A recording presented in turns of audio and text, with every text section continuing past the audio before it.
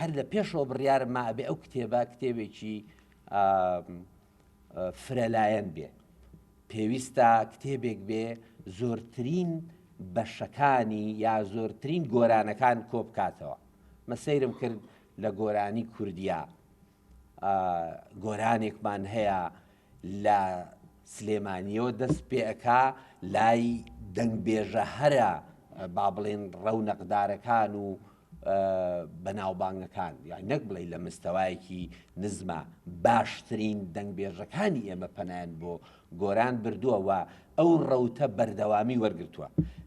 سەرەتا لە ناو شاری سلێمانیەوە، دوایی ئەپەڕێتەوە بۆ هەولێر، جا ڤرژنێکی گۆرانمان هەیە لە دەنگی مەسەلەن دەنگبێژانی دەڤەرە جیاوازەکان، لە بابانەوە ئەتوانین بڵین ئەپەڕێتەوە بۆ ئەردەڵان، ئەچێت بۆ مکوریان. تۆ ئەگەر گوێ لە دەنگی عەزیزی شارۆخی بگری یا لە مەرزیەی فەریقی، زۆر جیاواز گۆرانت بۆ بەرهەم ئەهێننەوە. کەواتە ئێمە زیاد لە گۆرانێکمان هەبوو و من بۆ ئەمە پەنام بۆ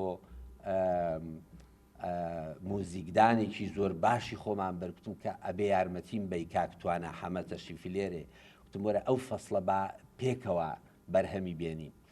من ئەزمموی خۆم لە گوێگرتنما بۆ هەر یەکێ لەم دەنگبێژانە کە ژمارەیان زۆرە، بەڵام لەبەر ئەوەی کتێبەکەش زۆر قەبارەی گەورە نەبێ، چەندانەیەکمان وابزانم 14 دانم لێ هەڵبژاردن کە ئەزمموی خۆم لە کاتی گوێگرتن لەم هینانە بدۆزمەوە.